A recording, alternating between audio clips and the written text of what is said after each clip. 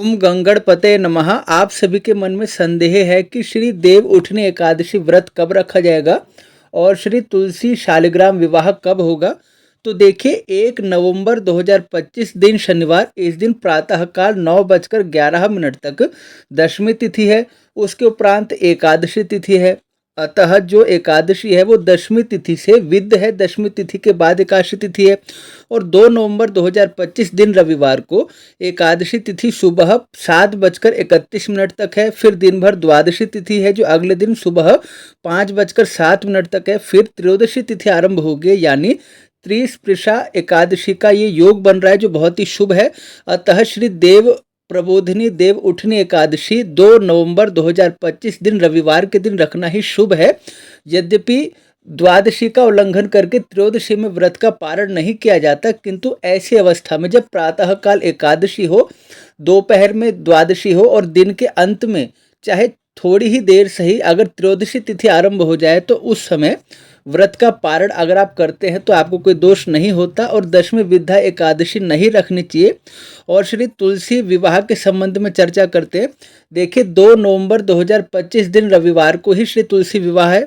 अगर आपको ये संदेह हो कि रविवार को हम तुलसी जी का पूजन कैसे करें, तो रविवार को तुलसी दल एकत्रित करना, तुलसी जी की मंजरी तोड़ना अथवा तुलसी जी में जल चढ़ाना ये काम नहीं करते, किंतु तुलसी जी की आराधना करना, उनकी पूजा करना, परिक्रमा करना, धूप दीप नैवेद्य समर्पित करना ये आप कर सकते हैं।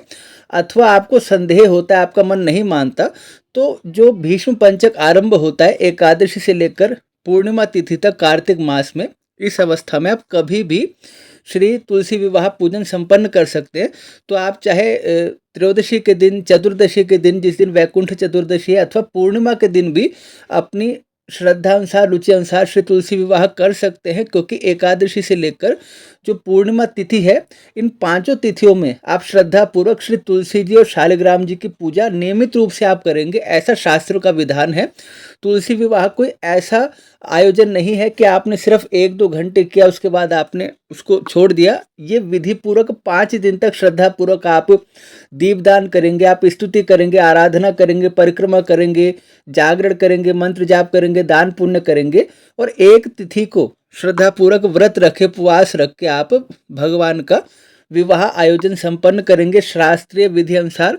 इसलिए 2 नवंबर को श्री तुलसी विवाह है। अगर आपका मन नहीं मानता तो आप उसके बाद त्रयोदशी, चतुर्दशी अथवा पूर्णिमा तिथि पर भी श्री तुलसी विवाह जो है संपन्न कर सकते हैं।